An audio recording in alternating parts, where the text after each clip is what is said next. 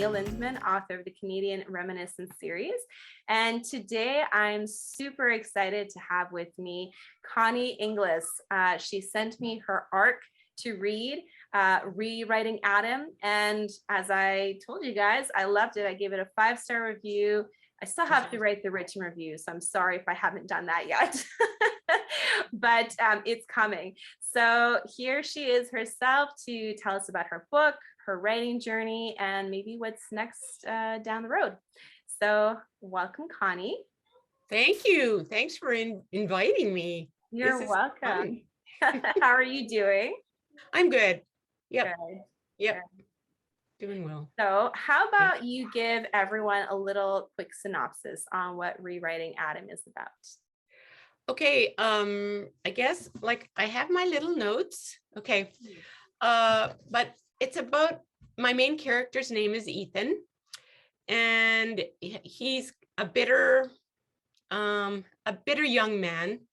He feels like that he's been betrayed by everyone he's loved all his life, and he has been hurt by the people who he thought loved him.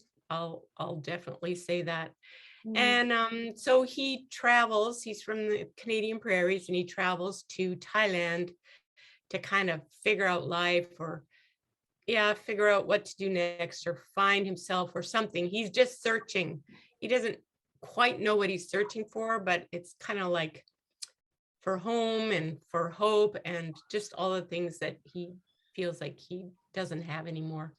And he accidentally meets an archaeologist who's going on a survey into Myanmar, and his name is Janice, and he invites Ethan to go with him on this dig. And while they're on this survey, there's an earthquake, and Ethan travels into a parallel universe. And it's actually there in this parallel universe that he figures things out and finds what he really has been looking for in very unusual ways, because of course the characters are different, and it's a parallel universe, so expected, I guess. Yes, and we're definitely going to touch more on this parallel universe and your ideas from that. Let's start first about when did you start writing? How did you get into writing? What was your kind of aha moment that you realized, I need to be a writer, I need to write this story? Well, I actually started writing and illustrating too when I was 9 years old. A story about a Martian living on Mars, and I had pictures and everything like that. Unfortunately, we lived in a small house, a number of kids, and my manuscript got thrown away. Anyway, yeah. And then after that, I felt so, as a kid, I just felt so, defeated or deflated or whatever a kid feels, I don't know, but I just stopped. For years I stopped writing. And then it wasn't until like maybe 15 years later that God started to really heal my creativity, my imagination, and I actually started writing poetry because I love poetry.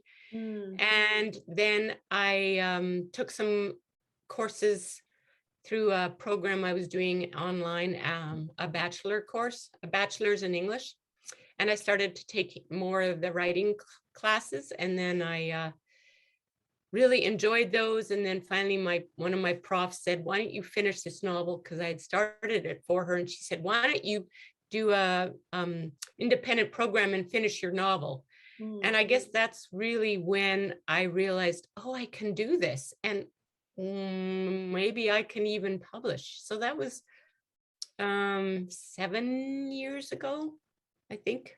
I actually started thinking about publishing what I was writing. So yeah. Wow. It's so interesting. Your journey sounds very similar to mine, because I started off with poetry writing as well. And it's just so fascinating how rhythm and kind of the crafting of words together in that sense, kind of like a sing-song, really just inspires us to maybe go in even different directions and really plays with our Mhm. emotions. That's Yeah, fascinating. And then even just the fact that your professor said, yes, you should go ahead and do that. right. I was also taking courses, and it was the last assignment. And that again, I also was writing the first book, first 3 chapters, and my editor said, yeah, you should finish this. It's amazing how That's we have people that are cheering us on or who see our work and they're like, yeah, you just go for it. That it really is like, okay, I believe in myself now. yeah, yeah. So it was very um yeah, real eye-opening, I guess, for me that she actually thought this is good enough that you need to finish it. Because, Yeah. you know, I had the idea for the novel in my head, but I Yeah. don't know if that if I don't know if I would have finished it if it hadn't been for those classes or that course. So I'm very thankful you did. Me too. Yeah. Yes, because I have to say, your book is probably one of the most unique reads that I've read this year. And I just found out something today, actually, that speculative fiction is sci-fi and fantasy. But I didn't realize, like, I've always just thought of fantasy as fantasy and then sci-fi as sci-fi. So when you said speculative fiction, I thought, oh, maybe it's more of like a marriage of the two or something just completely out there that's very different. But your book fits kind of my original speculative fiction definition. But it really does fit in the fantasy genre, parallel universe. I guess you can kind of use that with like time travel and sci-fi. So Right. yeah. Was that your intention to kind of marry two genres and take a little bit from here and there, or did it just come because of the story?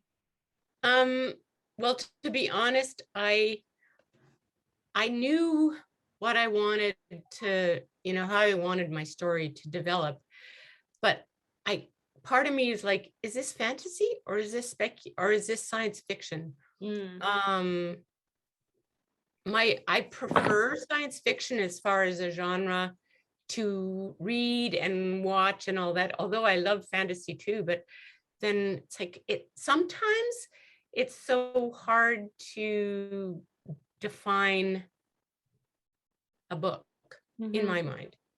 And so I thought, well, speculative fiction covers both because you know, it's the bigger overall umbrella. Yeah. And and I- yeah, I didn't want it to be just that either. I wanted like the literary aspect of it with the poetry Mm, and just the way I developed maybe some of the wording and description and stuff. I wanted there to be more to it than just, you know, a simple plot story about something that happened. And um, yeah, so I guess that's why I like to call it speculative fiction. And then people ask, well, what is that? there you go. I think we need to talk about this genre more and just kind of promote I it. know people, yeah, because it actually has been around, that term has been around a while, but um, yeah, Yeah. it's not really used that much. No, because I mean, I've read a bunch of science fiction and fantasy, but I've never really seen the term speculative fiction really used for those Yeah. books. I've kind of seen it floating on the sidelines, but that was it. So this was really neat that it was, yeah, I guess it was my first fully speculative fiction read. And I'm so glad that it was my first because you're right. I know that's what you were aiming for, having the poetry and the literary fiction aspect, and you really nailed it. It was so moving, and yet it had those fantastical elements that just is a comfort read to a lot of readers. So Right. you did such a great job with that.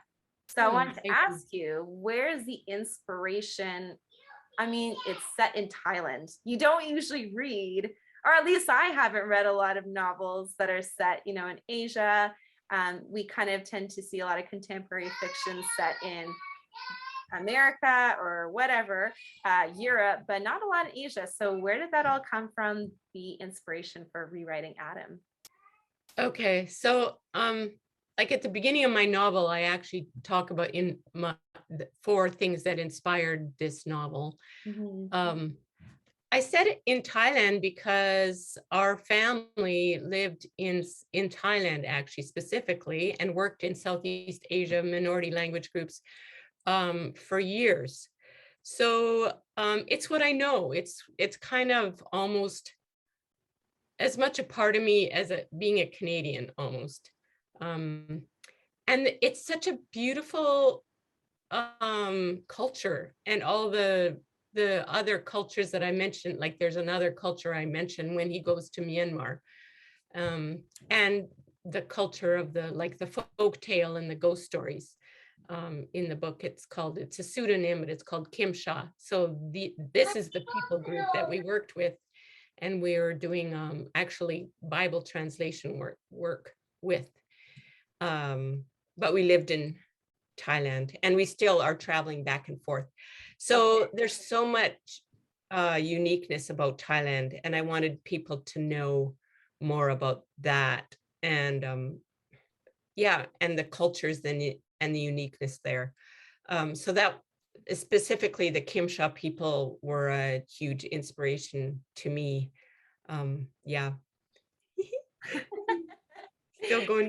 Still going to bed. Yeah, not really.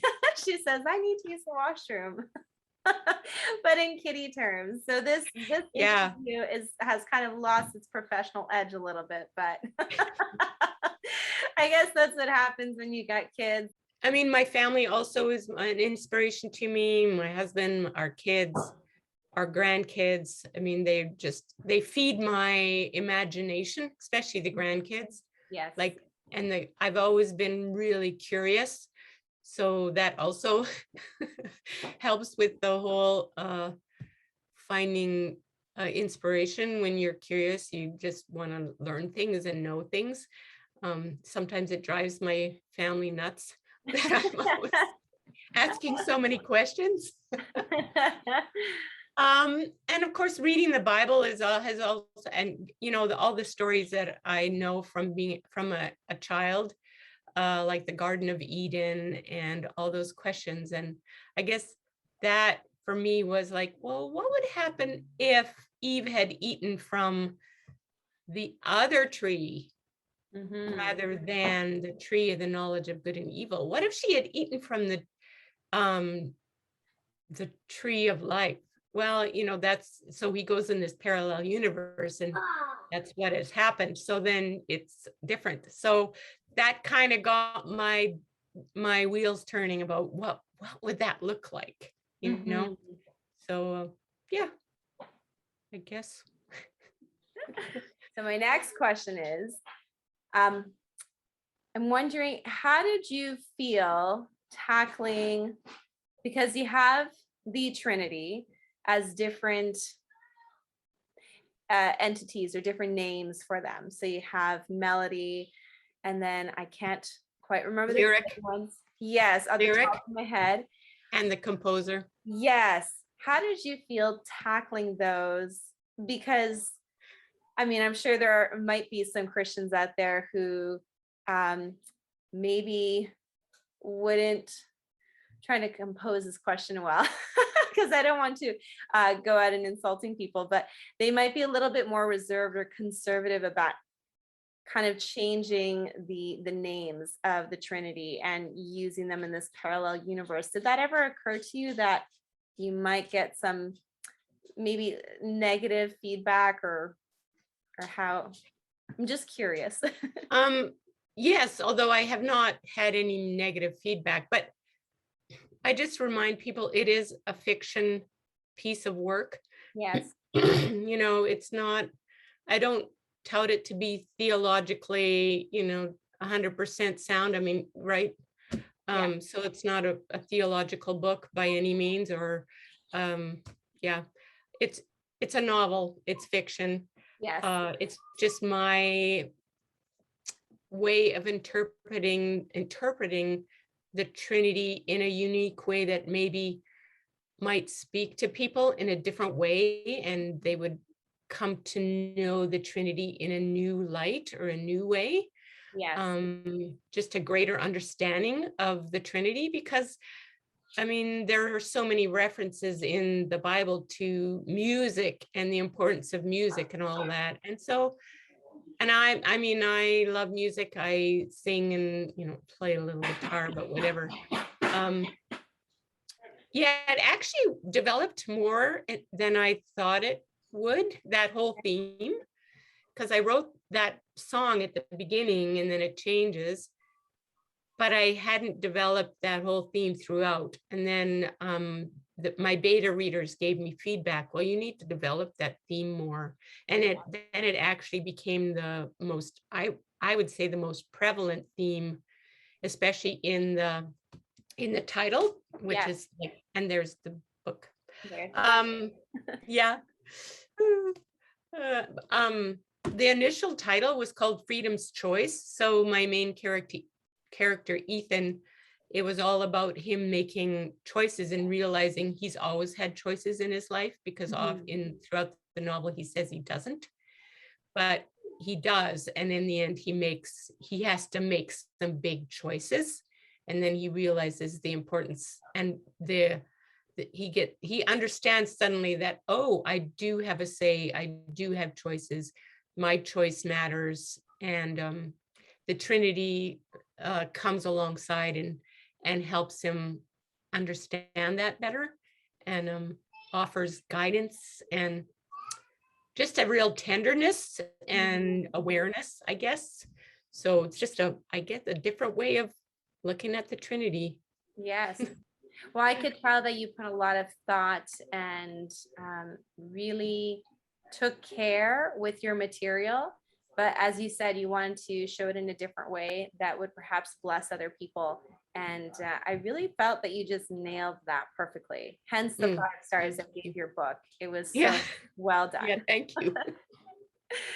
So you held up your book.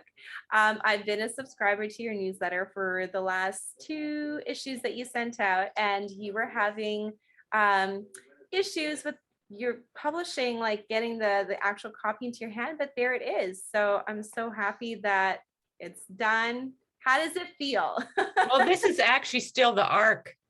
Oh, is it still the ARC? Okay. I'm actually having problems. I've been having problems with the printer that I'm using. And it's been in the printing process for over a month now. There were some initial issues, and now we finally got those worked through finally.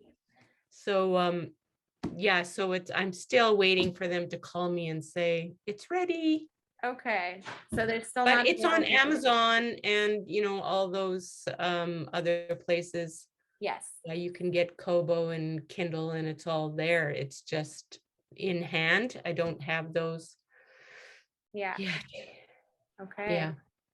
So you're with Siretona Creative as the publisher. How did you come to, you know, you've written your book, you've edited it, you've had your beta readers, and now it's time to publish it. How did you go about finding your publisher, and how was the process of working with them? Okay, so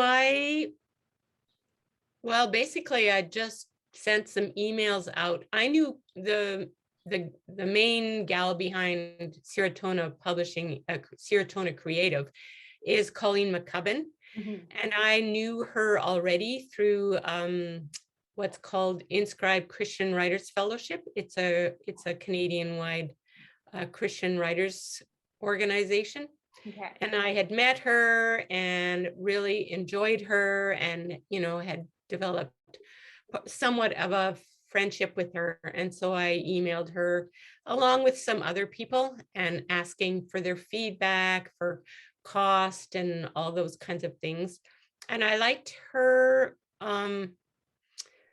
perspective. Her company is actually very new, but it's more of a hybrid company. So she works alongside the author, which keeps the cost down in a lot of ways.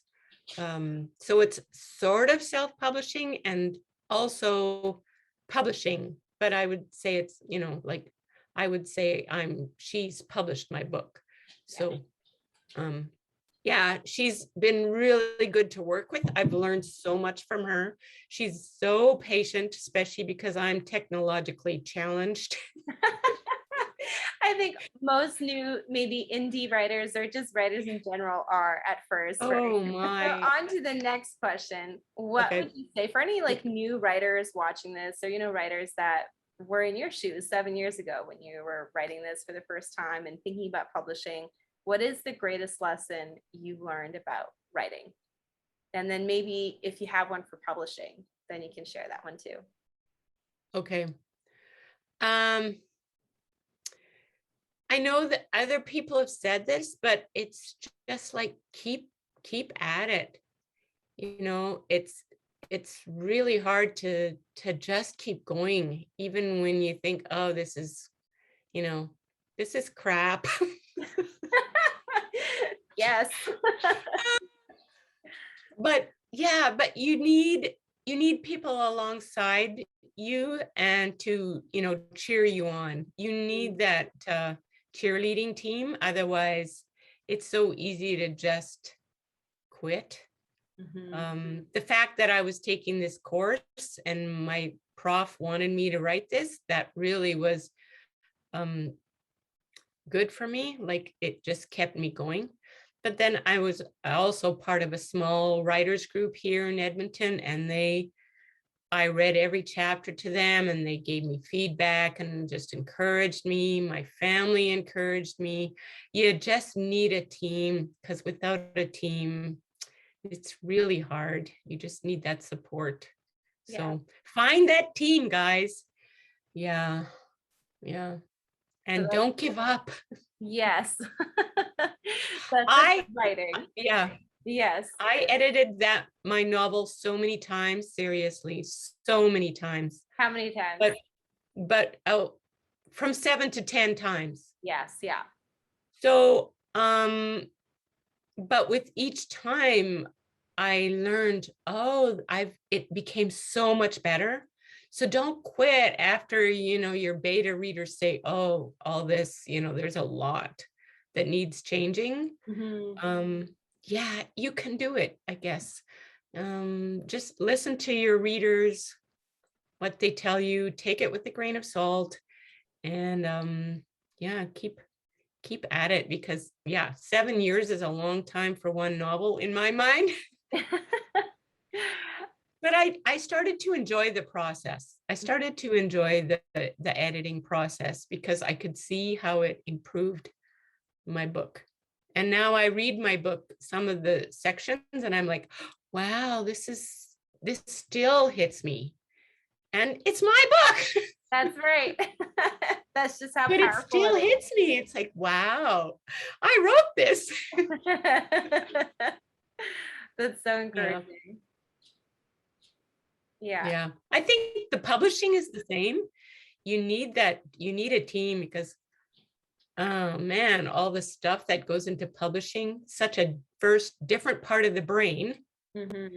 And second, just so many different things that you learn in publishing, and that goes with the whole marketing and all that stuff. But don't be afraid to ask people for help, because I couldn't have done it without my supporters helping me along. So you need those people, for sure. I think those are great advice, because I think newbie writers, we tend to think, oh, I'm going to go it alone, and it's going to be a lonely road, and maybe my other friends like to help me will be writers. But as you said, it doesn't necessarily have to be other writers. It could just be the people that love you the most, that are there to just be your cheerleaders and cheer you on, and that time and space to grow as a writer, and to just get it done. Yeah. I mean, so many don't understand how much work it is to write a book. But if they're still supportive and giving you your space and your time, like you say, then you need those people. So yeah, for sure. And speaking of inspirations, my last question for you, actually, I'm going to have another question I'm going to throw at you. Oh, okay. official last question is, who are your greatest inspirations, either alive or dead? Are there people that you just look up to, maybe like that you would want to grow to as a person or as a writer? Well, I guess, I mean, talking about the supporters, my greatest inspiration, and talking about just generally inspiration, it would be my family. Mhm. But as far as writers, or even, yeah, writers, I love the classical British poets like Yeah. Tennyson, Shakespeare, Browning. Yeah, those classes when I studied that, those authors, always my favorite. Of course, you know, then as far as fiction or allegorical or whatever, you know, C.S. Lewis and Tolkien and the Inklings, Yes. as they were called, of course. But as far as just character, Winston Churchill has always been one of my favorites. His tenacity and perseverance, and just that whole never give up mentality Mhm. has, you know, spoken to me many times of just, you know, don't quit, don't quit. I mean, you know, writing a novel is, you know, one thing, but just in life, and when life throws you real, you know, curves, Yeah. yeah, just don't quit. And, you know, of course, the Trinity is also part of that. I loved actually learning a lot about the Trinity in my writing about the Trinity. Like, yeah. So that's, yeah, I guess That's the, beautiful. you know, God the Father, Jesus the Son, the Holy Spirit, they inspire me. Like, so many times I'd be in the shower, or I don't know, doing things that seem so irrelevant, making a meal, and then the Holy Spirit would bring something to mind about where my plot was going or my character development was going, and it'd be like, oh yeah. Yes. And it would be so cool to write that down. And I knew it was just the Spirit feeding me all that inspirational stuff, because I don't know how that I could have come up with some of those ideas, honestly. But Mhm. yeah, so Yeah. that was a fun journey. That's amazing. All those poets that you mentioned and Winston Churchill are literally Yeah. all my inspirations as well. And Yeah. seriously, like I studied all those writers in high school, and then that's how the poetry came out, and then onto writing, you know, fiction. So that's really cool. And the last question, the last Okay. question I have is there anything next? Do you have any ideas for a next book? Is this a series? This is a standalone? Like, what's next on the road for you? Yeah, a number of people have asked me, you know, are you going to write more around this novel? Because what about this character? What about that character? Like, what happens? And I've thought about it, but you know, I think I'm leaving it as a standalone. Mhm. It has a message, and that message is there. And I don't think I need to develop the characters anymore, or so that's it. Yes. And I want people to be left with questions, because Mhm. then that's what gets dialogue going and people talking, right? With these questions that maybe people would have at the end, like, what about that? And what about that? And yeah. Anyway, so that's a standalone. Yeah, I want to write a memoir with poetry, because I have a lot of poetry. Okay. And it's specifically in regards to the journey that my husband and I have had with and he says I can talk about it, our son, who was diagnosed with bipolar disorder Okay. 7 years ago, believe it or not. And the journey has been really tough. Like, yeah, it's been a difficult journey, and it's not over. He's still healing, and we're still healing with him. But that whole idea of writing as a way of healing, because I wrote a lot of poetry during that time to process. I know that sounds funny for too many people, probably, because why would you write poetry to process like that? It sounds way too difficult. But yeah, and I journaled a lot, and then it would become poetry. And so I'd like to tell the story of a parent helping an adult son with a mental illness, and how the poetry fit into all of that. Yeah, so it's like, that's why I call it's a poetry memoir. So it's very unique. I haven't read anything like that before. No. Yeah, so we'll see where that goes, but that's my next plan. Yeah. I think it's a very worthy project because mental health now more than ever is something that people are talking about and really spotlighting.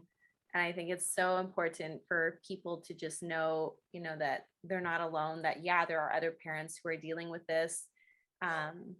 And just having that support through, and as you said, bringing a beautiful aspect like poetry into such a, maybe a divisive and hurtful situation, and how that yeah, bring beauty.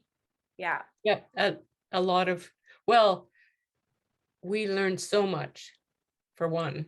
It's like, because all of a sudden it was bang in our face. It wasn't like a slow thing. It was suddenly bang, it was there. Yeah. And we learned to just show up. Yeah. So that whole perseverance, don't quit, never give up, just show up. Yeah. Yeah. So for sure. Anyway, so it's in my head mostly right now. And my journals and my poems are written down, but I'm still trying to get this book marketed. Yes, and that is a whole other task in itself.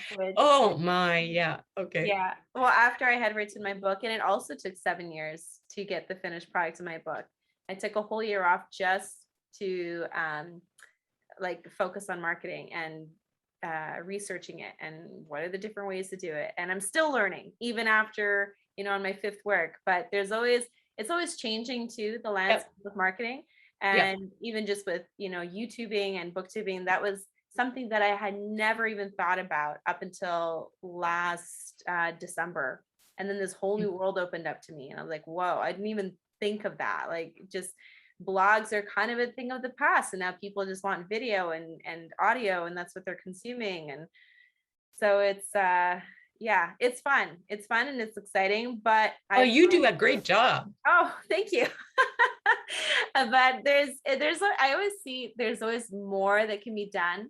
But I think, for me at least, I don't know if you find the same, is that you measure your own success, and you know what you're able to do, and or what you're willing to put the time into doing, and then just being happy with that. And yeah. Do you find that's the same for you? Oh yeah. Like, I just realized this past week that I can't focus on my next project while I'm also trying to market. Yes. Because there's so much to know and learn about marketing. And as I said, I'm technologically challenged. So, then it just takes me even longer to figure out how to do stuff.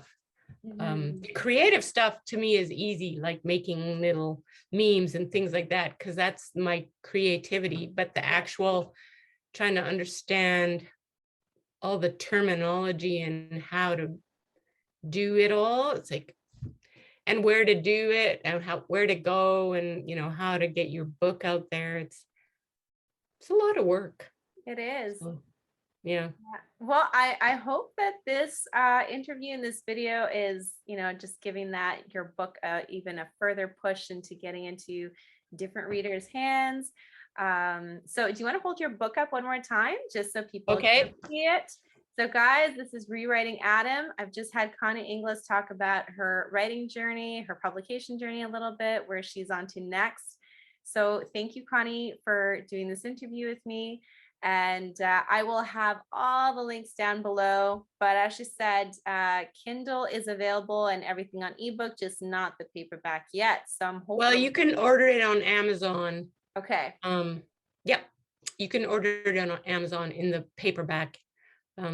It's just I don't have them in hand to do book signings and things like that. Okay, so they are available on paperback if people. Yep. Okay, so there you go. It's available. And there's a large print edition even, because specifically I wanted, my dad has a hard time reading just regular standard print, so I asked for a large print edition. So nice. That's perfect. Okay. So yeah, everyone, please, check Connie's links out, support her. She's written really, really beautiful work. So please go ahead and read that. Enjoy your week and take care. See you next week. Okay, bye.